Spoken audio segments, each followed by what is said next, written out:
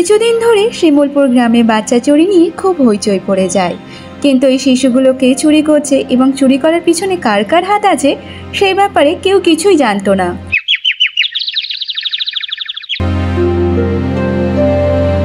কি যে হচ্ছে এই গ্রামের মধ্যে কি আর বলবো। যখন সদ্যজাত বাচ্চা শিশুর জন্ম দিচ্ছে তখনই সে চুরি করে নিয়ে চলে যাচ্ছে। জানি না এই গ্রামের উপর তার কি সত্যতা আছে যে সব সদ্যজাত বাচ্চাদেরকে নিয়েই চলে যাচ্ছে চুরি করে। হ্যাঁ গো গিন্নি, তুমি ঠিকই বলেছ। একের পর এক বাচ্চা চুরি হচ্ছে। এই নিয়ে তো গ্রামের মধ্যে খুব হইচই পড়ে গেছে। কেউ তো ভয়েতে বাড়ি থেকে বেরোতেই চাইছে না। সবাই অনেক ভয়ে ভয়ে আছে। জানো তো, আমাদেরকেও সতর্ক থাকতে হবে, কারণ আমাদের ঘরেও আমাদের মেয়ে আছে। তাকে যে আমাদের চোখে চোখে রাখতে হবে। না জানি কার যে কোন নজর পড়ে যাবে আমাদের মেয়ের ওপর। আচ্ছা গিন্নি, এইসব কথা বাদ দাও তো। এটা বলো, আজকের কি রান্না করেছো সেটাই বলো। কাল যে তুমি বাজার থেকে মাছ নিয়েছিলে না, তার থেকে 2 পিস মাছ আমি আলাদা করে সরিয়ে রেখেছিলাম। সেটা দিয়ে মাছের ঝোল বানিয়েছি, আর মাছের মাথা দিয়ে পুঁই শাক ডালনা করেছি। তুমি তো মাছের মাথা দিয়ে পুঁই শাক খুব ভালোবাসো। আচ্ছা গিন্নি, তাই নাকি?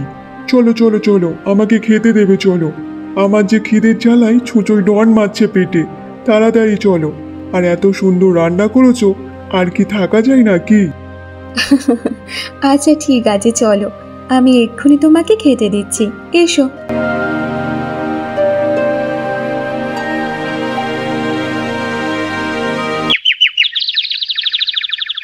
এই গ্রামে থাকতো মোহন। মোহনের স্ত্রী ছিল গর্ভবতী। তবে মাঝরাতে মোহনের স্ত্রীর প্রসব যন্ত্রণা শুরু হয়ে যায়। ওগো শুনছো? তুমি কোথায়? তাড়াতাড়ি এসো।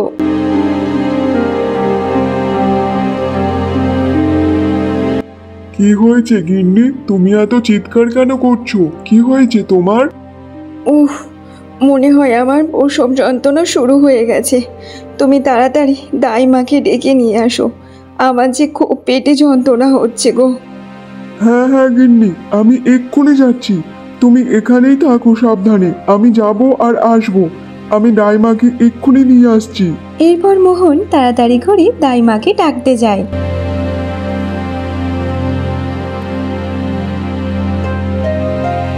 ও কাকিমা, কাকিমা, কোথায় গেলে তুমি? তাড়াতাড়ি বাইরে এসো। মোহনের আওয়াজ শুনে ঘরের মধ্যে থেকে বাইরে বেরিয়ে এলো একটা বয়স্ক মহিলা। তার যে চুল টুল সব পেকে সাদা হয়ে গিয়েছিল। আরে কি রে মোহন ছোকরা, এত রাতে কেন ডাকাডাকি করছিস রে?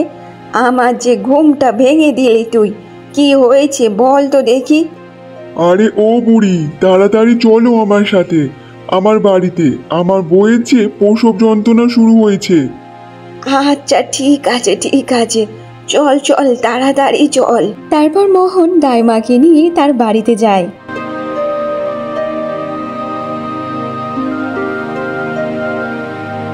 আরে এ তো বৌমার প্রসব যন্ত্রণা শুরু হয়ে গেছে। আরে শোন মোহন, তুই তাড়াতাড়ি বাইরে যা তো দেখি।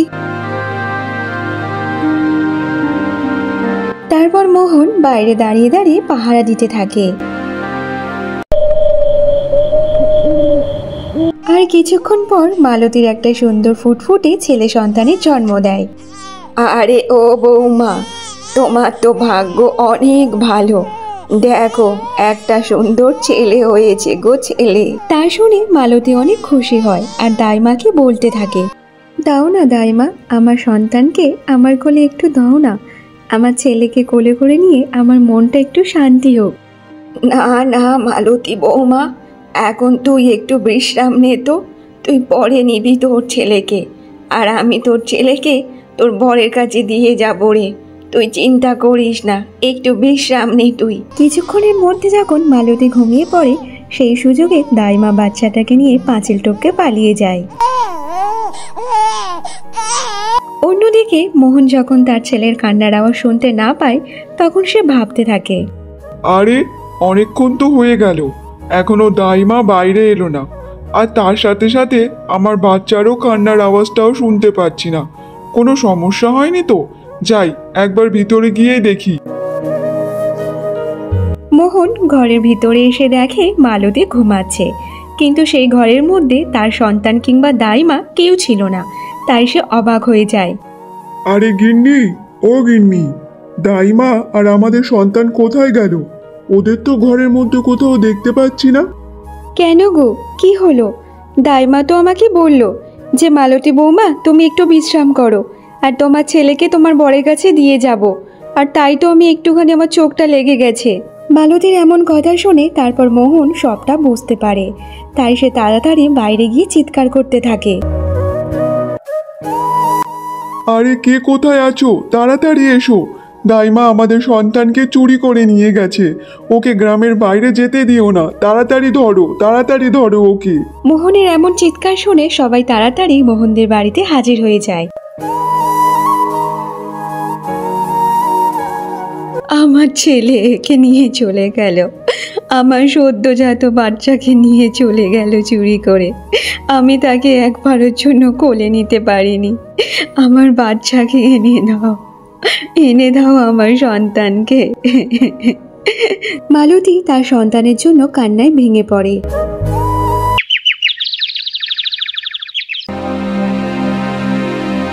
আজকাল যা গ্রামের মধ্যে হচ্ছে, থাকাই তো দুষ্কর হয়ে গেছে। একটার পর একটা শুধু বাচ্চা চুরি করে নিয়ে চলে যাচ্ছে।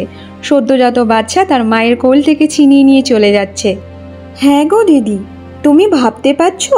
ওই মোহনের সদ্যজাত বাচ্চাকে নিয়ে চুরি করে চলে গেল। যদি এমনভাবে গ্রামে হতে থাকে তাহলে তো কোনো আর বউ তো সন্তানই নেবে না। কি আর বলবো দিদি, আমিও খুব ভয়ে ভয়ে থাকি গো। আমার যে বাচ্চাটা এখন ছোট আছে, না জানি এখানে সেখানে শুধু খেলতে যায়। কখন কে চুরি করে নিয়ে যায় তার তো কোনো ঠিকানা নেই। কতক্ষণ বলো তো বাচ্চার পিছন পিছন ঘুরবো? তারাও তো বাচ্চা, তাদের একটু খেলতে ঘুরতে তো ভালোবাসে। সারাক্ষণ তাদের কি ঘরবন্দি করে রাখা যায় বলো তো? হ্যাঁ গো দিদি, তুমি ঠিকই বলেছ। এমনভাবে কি বাচ্চাদের আটকানো যায়? বাচ্চারা হচ্ছে অবুঝ, তবু বড় মানুষদের বোঝালে তারা বোঝে, কিন্তু বাচ্চাদের বোঝালে কি তারা বুঝবে বলো? আচ্ছা দিদি, আজকে শুনলাম নাকি ওই গ্রাম পঞ্চায়েতের পঞ্চায়েত ডেকেছে। কালকে মোহনের বাচ্চা চুরি হয়ে গেছে, তাই সেই খোঁজাখুঁজির জন্য আজকে নাকি পঞ্চায়েত ডেকেছে। আমার তো মনে হয় না যে বাচ্চাটাকে আর খুঁজে পাওয়া যাবে, কারণ গ্রাম থেকে এত বাচ্চা চুরি হয়ে গেছে, কারো কোনো হদিশ পাওয়া যায়নি।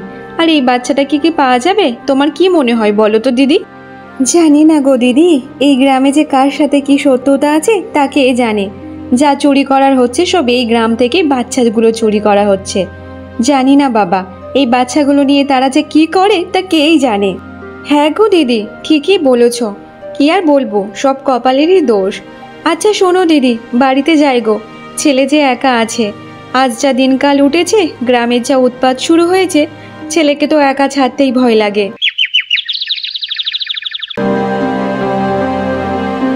আমি কিচ্ছু জানি না প্রধান মশাই, আমার সন্তানকে আমার কাছে ফিরিয়ে এনে দিন। আমার ছেলেকে আমি চাই। ওই দাইমা আমার ছেলেকে, সন্তানকে চুরি করে নিয়ে চলে গেছে। প্রধান মশাই, আমার ছেলেকে খুঁজে এনে দিন, খুঁজে এনে দিন আমার ছেলেকে। আর যদি আমার ছেলেকে না পাই তাহলে আমি আমার জীবন শেষ করে দেব। হ্যাঁ প্রধান মশাই, আমার সন্তানকে আমাদের কাছে ফিরিয়ে দাও। এইসব কথা শুনে প্রধান মশাই অনেক চিন্তায় পড়ে যায়। তখন প্রধান মশাই গ্রামের বুদ্ধিমান এবং সাহসী চন্দনকে বলতে থাকে। চন্দন, তোমার কি মনে হয় এই শিশুগুলো কে চুরি করছে এমন ভাবে? আরে প্রধান মশাই, আপনি চন্দনকে কেন জিজ্ঞাসা করছেন? এটা কি কোনো ছোটখাটো কাজ নাকি যে ওই চোরকে ও একাই ধরে ফেলবে? প্রধান মশাই, আমার মনে হয় না ওটা কোনো বয়স্ক বুড়ির দ্বারা সম্ভব। আমার মনে হয় ওটা কোনো জোয়ান মহিলার কাজ হবে, কারণ পাঁচিল টপকে যাওয়া কোনো বয়স্ক মহিলার কাজ হবে না। শোনো চন্দন, আমি ওইসব জানি না কে ওই বাচ্চা চোর, তবে এই কাজটা আমি তোমাকে আর তোমার স্ত্রীকে দিচ্ছি। সে ছেলে হোক কিংবা মেয়ে হোক, তাকে খুঁজে নিয়ে আসার দায়িত্ব তোমাদের রইল। এইসব শোনার পর গ্রামবাসীরা যে যার মতো বাড়িতে চলে যায়।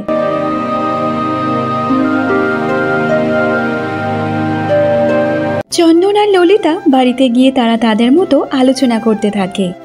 জানো তো, এবার না আমার খুব ভয় লাগছে, যেন না ওই বাচ্চা চোর আমাদের বাচ্চাকে চুরি করে না নিয়ে যায়।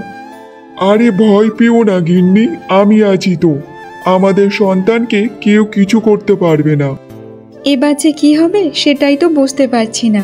প্রধান মশাই ওই বাচ্চা চোরকে আমাদের ওপর দায়িত্ব দিয়েছে ধরার জন্য, কিন্তু কিভাবে ধরবো সেটাই তো বুঝতে পারছি না। হ্যাঁ গো গিন্নি, আমিও সেটাই ভাবছি। ওই চোর যে এবার কার বাচ্চা চুরি করবে তা কে জানে। তবে গিন্নি, আমাদেরকে সতর্ক থাকতে হবে। তারা এমনভাবে নিজেদের মধ্যে কথা বলতে থাকে, আর তখন গ্রামের একটা মহিলা নিমন্ত্রণ নিয়ে তাদের বাড়িতে আসে। আরে ও চন্দনদা, চন্দনদা কোথায় আছো? একটু বাইরে এসো।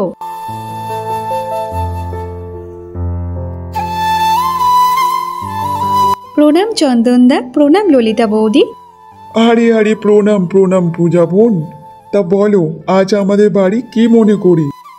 দাদা, কাল আমার ছেলের মুখে ভাত আছে, তোমাদের সবার নিমন্ত্রণ রইল, তোমরা সবাই কিন্তু যাবে। হ্যাঁ হ্যাঁ বোন, কেন আসবো না, আমরা অবশ্যই তোমাদের বাড়িতে যাব। তাহলে আমি আসি গো, নিমন্ত্রণ করার জন্য এখনো অনেক বাড়িতে যেতে হবে। এইসব বলে পূজা ওখান থেকে চলে যায়। শোনো গো, কাল নিশ্চয়ই সব বাচ্চারা পূজা বোনের বাড়িতে যাবে, কারণ কাল পূজা বোনের ছেলের মুখে ভাত। আর শোনো, আমার মন বলছে কাল ওই চোরটা পূজা বোনের ছেলেকে চুরি করার জন্য নিশ্চয়ই আসবে, তবে আমাদেরকে চোখ কান খোলা রাখতে হবে। হ্যাঁ গিন্নি, ঠিকই বলেছ। কাল ওই চোর অবশ্যই পূজা বোনের ছেলেকে চুরি করতে আসবে। কাল আমাদের চোখ কান খোলা রাখতে হবে। কাল ওই চোরকে আমাদের হাতে নাতে ধরতে হবে। তবে অন্যদিকে সেও বাচ্চা চুরি করার জন্য প্রস্তুত নিচ্ছিল, তবে এই মহিলা খুব ইয়াং ছিল।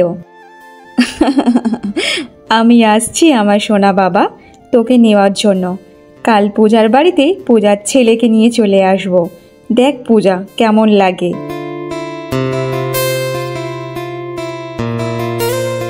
পরের দিন সকালে ওই মহিলা একটা বয়স্ক মহিলার রূপ নিয়ে সেই অনুষ্ঠানে আসতে থাকে। অন্যদিকে চন্দন আর ললিতা পূজাদের বাড়ির সামনে দাঁড়িয়ে দাঁড়িয়ে সবাইকে যেতে আসতে দেখছিল। অন্যদিকে বাচ্চা চোরনি সে বাচ্চা চুরি করার জন্য আসছিল, আর দেখে বাড়ির সামনে ললিতা আর চন্দনকে, তাই সে সেখানেই দাঁড়িয়ে যায়। আচ্ছা আচ্ছা, তাহলে এরা স্বামী স্ত্রী আমাকে ধরার জন্য জাল বিছিয়ে দাঁড়িয়ে আছে। এবার আমাকে অন্য কোনো উপায় বের করতে হবে। এমনিতে ওই মোহন ওই দিন আমার বয়স্ক মহিলার রূপটা দেখে নিয়েছে। এমনভাবে ভিতরে দেওয়া যাবে না, তাহলে সবাই যে আমাকে ধরে ফেলবে, চিনতে পারবে মোহন। আমাকে অন্য কোনো উপায় বের করতে হবে। তারপর বাচ্চা চোরনি সে গিয়ে একটা গাছের আড়ালে গিয়ে তার পোশাকটা পাল্টে ফেলে, আর সে একটা সম্পূর্ণ আলাদা রূপে চলে আসে। তাকে দেখে কেউ চিনতেও পারছিল না, সে খুব সুন্দর একটা পোশাক পরেছিল। বাচ্চা চোরনি যখন ঘরের মধ্যে ঢুকতে যাচ্ছিল, ঠিক তখনই ললিতা ওকে ডাকে। আরে শোনো মেয়ে, তুমি কোথায় যাচ্ছ? আগে তো এই গ্রামের আশেপাশে তোমাকে কখনো দেখিনি, তুমি কে? আমি হচ্ছি যেই বাচ্চার মুখে ভাত হচ্ছে সেই বাচ্চার মাসি, মানে পূজা হচ্ছে আমার দিদি। কিন্তু পূজা বোনের তো কোনো নিজের বোন নেই, তাহলে তুমি কোন সম্পর্কের বোন হও? আরে মায়া, এবার যে তুই ফেঁসে গেছিস, কি করবি? আরে আমি হচ্ছি পূজার দূর সম্পর্কের একটা মাসের মেয়ে। হয়েছে না বোন, এবার তাহলে আমাকে যেতে দাও তো। খাওয়ার যে খুব সুন্দর গন্ধ বেরোচ্ছে, আমার যে খিদে পেট চুচু চুচু করছে, আমাকে এবার ছেড়ে দাও, আর আটকে রেখো না আমাকে।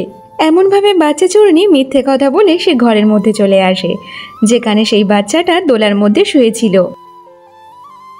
আরে আরে, এখানে তো বাচ্চাকে ঘিরে সব মহিলারা দাঁড়িয়ে আছে, কিন্তু এতগুলো মহিলার সামনে দিয়ে আমি বাচ্চাকে কিভাবে নিয়ে যাব চুরি করে?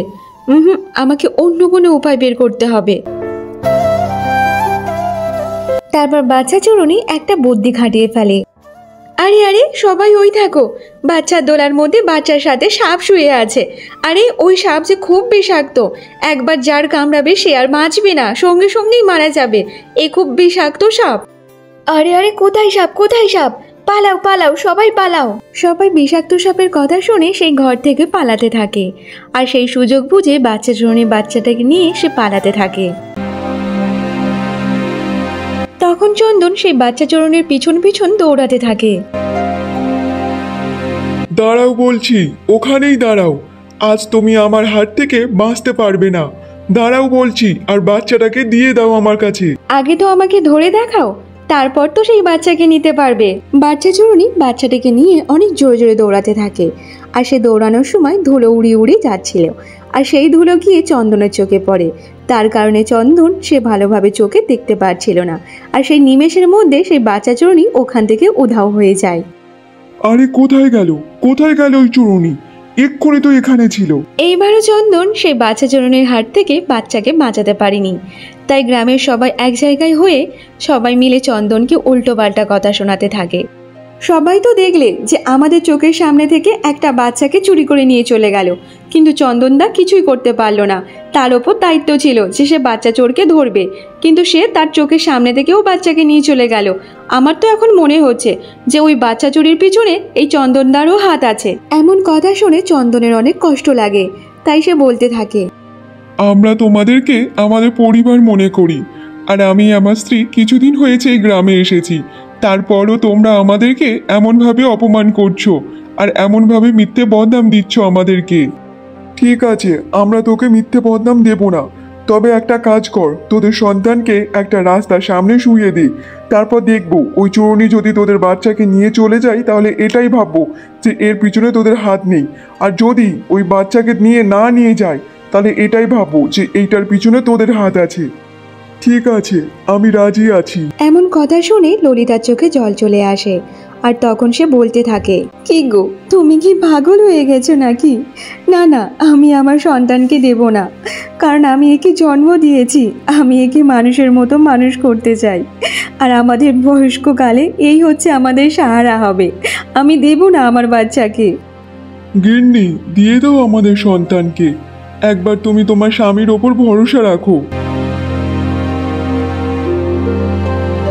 সন্ধে হয়ে যাওয়ার পর ললিতা এবং চন্দন তাদের সন্তানকে নিয়ে একটা জমির ক্ষেতে শুইয়ে দেয়। তবে তাদের সন্তান খিদের জ্বালায় খুব চিৎকার করে করে কাঁদছিল। কি গো, দেখেছো আমাদের মেয়ে যে খুব কান্না কাঁদছে, ওর যে অনেক জোরে খিদে পেয়েছে, তুমি ওকে নিয়ে চলে আসো। ও যে এমনভাবে কাঁদতে কাঁদতে ওর যে তো দমটাই বন্ধ হয়ে যাবে, ওকে এমনভাবে রেখো না তুমি। গিন্নি, একটু শান্ত হয়ে যাও, দেখো আমাদের সন্তানের কিচ্ছু হবে না, একটু অপেক্ষা করো। এমনভাবে বেশ কিছু সময় কেটে যায়, আর বাচ্চার কান্নার আওয়াজ শুনে চোরনি বাচ্চাটাকে কোলে করে নেয়। আর তখন সেখানে বাইরে বেরিয়ে আসে ললিতা এবং চন্দন, তাকে হাতে নাতে ধরে ফেলে। তারপর সব গ্রামের লোকজন এক জায়গায় হয়ে চোরনিকে দেখে অবাক হয়ে যায় সবাই। আরে মায়া, তুই তাহলে আমাদের সকলের বাচ্চা চুরি করে নিয়েছিস? হ্যাঁ, আমি বাচ্চাগুলোকে চুরি করেছি, যাতে তোমরা আমার কষ্টটাকে বুঝতে পারো। মনে করো সেই সব দিনের কথা, যেই সব দিনগুলো আমার সাথে তোমরা যেই সব ব্যবহার করেছিলে, মনে করো তোমরা। আজ থেকে কিছু বছর আগে শিমুলপুর গ্রামে কারো বিয়ে হলে সবাই 1.5 বছরের মধ্যে সন্তানের জন্ম দিত। কিন্তু এই গ্রামে থাকতো মায়া, কিন্তু তার কোনো সন্তান হচ্ছিল না, তাই সে অনেক কষ্টের মধ্যে দিন কাটাচ্ছিল। কিন্তু গ্রামের সবাই মায়াকে উল্টোপাল্টা কথা শোনাতে ছাড়তো না। দিদি, তোমরা একটু সরে যাও না, তাহলে আমি একটু জলটা নিয়ে চলে যাব। তখন পূজা আর মালতী বলতে থাকে, আরে দেখেছিস মালতী, মুখ উঠিয়ে জল নিতে চলে এসেছে। এর তো একদম লজ্জা শরম বলে কিছুই নেই, কারণ 12 বছর হয়ে গেল এখনো একটা সন্তানের মুখ দেখাতে পারলো না, আবার এই মুখ নিয়ে সবার সামনে ঘুরে বেড়াচ্ছে। এর তো একদম লাল লজ্জা বলে কিছুই নেই। হ্যাঁ রে পূজা, ঠিকই বলেছিস। এখনো কেন বেঁচে আছে তা কে জানে। একটা কাজ কর, এই পুকুরের জলে ডুবে মর, তার থেকে তোর স্বামী একটু শান্তি পাবে, একটা নতুন বিয়ে করে সন্তানের মুখ তো দেখতে পাবে। এমন মুখ নিয়ে কেন সবার সামনে ঘুরিস তা কে জানে। শোন, তোকে আমরা এখান থেকে জল নিতে দেব না। তুই অন্য কোথাও থেকে জল নেওয়ার হলে নিতে যা, কিন্তু এখান থেকে তোকে নিতে দেব না। তোর ছোঁয়ায় আমাদের ছেলেমেয়ের কি হবে তা কে জানে, কিন্তু তোকে আমরা এখান থেকে জল নিতেই দেব না। তাদের এমন কথা শুনে মায়া অনেক কাঁদতে থাকে, তাই সে অনেক মন মরা হয়ে বাড়িতে চলে আসে।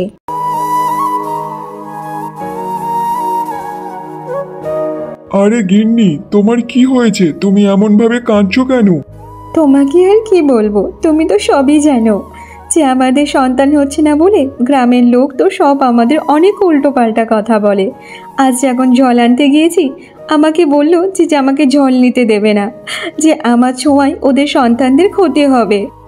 গিন্নি, তুমি একদম ওদের কথায় কান দেবে না। গ্রামের লোকদের মুখ আছে তো ওরা বলবে, কিন্তু আমি তো জানি যে সন্তান না হওয়ার কারণে তুমি কতটা কষ্টে আছো। তুমি চিন্তা করো না। আমার সন্তান হয় না বলে আমি অনেক কষ্টের মধ্যে থাকি, কারণ আমারও ইচ্ছা হয় যে আমি আমার সন্তানকে নিয়ে খেলা করব। কিন্তু কি করব, ঈশ্বর তো আমাদের ঘরে সন্তানই দিচ্ছে না। গ্রামের সব মহিলা গ্রাম প্রধানের কাছে মায়েদের নামে উল্টোপাল্টা কথা বলতে থাকে, আর গ্রাম প্রধান মায়েদের সব সুযোগ সুবিধা থেকে বঞ্চিত করে দেয়। এই গ্রামে এই বাজা মহিলার কোনো জায়গা নেই, এরা এক্ষুনি এই গ্রাম ছেড়ে চলে যাবে। তারপর মায়া এবং তার স্বামী ওই গ্রাম ছেড়ে চলে যায়, আর এমন অপমান মায়ার স্বামী না মেনে নিতে পেরে সে তার নিজের জীবন শেষ করে দেয়। সবাই মিলে আমার স্বামীকে শেষ করে দিয়েছে, শেষ করে দিয়েছে আমার স্বামীকে। এবার আমি কি নিয়ে বাঁচবো? আমি কাউকে ভালোভাবে শান্তিতে থাকতে দেব না, সবার খুশি আমি কেড়ে নেব, কাউকে থাকতে দেব না শান্তিতে। তারপর থেকে আমি সবার বাচ্চা একটা একটা করে চুরি করতে থাকি, কারণ সবাই বুঝতে পারে যে ওই দিন আমার কষ্ট কেমন ছিল। গ্রামের সবাই তাদের নিজেদের ভুলটা বুঝতে পারে, তারপর মায়ের কাছে তারা ক্ষমা চাইতে থাকে। আমাদেরকে ক্ষমা করে দাও মায়া, ক্ষমা করে দাও, আমরা আমাদের নিজেদের ভুলটা বুঝতে পেরেছি। আজ থেকে আমাদের সবার বাচ্চা তোমারই বাচ্চা, আর এই গ্রামের সব হচ্ছে তোমারই পরিবার। আমাদেরকে ক্ষমা করে দাও মায়া, ক্ষমা করে দাও। এরপর মায়া সবার বাচ্চা এক এক করে ফিরিয়ে দেয়, যে বাচ্চাগুলো সে চুরি করেছিল। তবে সেই বাচ্চাগুলোকে সে আলাদাভাবে লুকিয়ে রেখেছিল এবং তাদেরকে অনেক যত্ন সহকারে রেখেছিল। সেদিনের পর থেকে শিমুলপুর গ্রামে আর কোনো বাচ্চা চুরির ঘটনা শোনা যায়নি। সমাজে এমন অনেক মানুষ আছে যাদের সন্তান হয় না বলে আত্মীয় স্বজন পাড়া প্রতিবেশী তাদেরকে অনেক বাজে বাজে কথা শোনাতে থাকে। তবে এটা ঠিক, যাদের সন্তান হয় না তাদের মধ্যে কিন্তু অনেক দুঃখ কষ্ট বুকে জমিয়ে রাখে, তবে সেটা কারোর সামনে প্রকাশ করে না।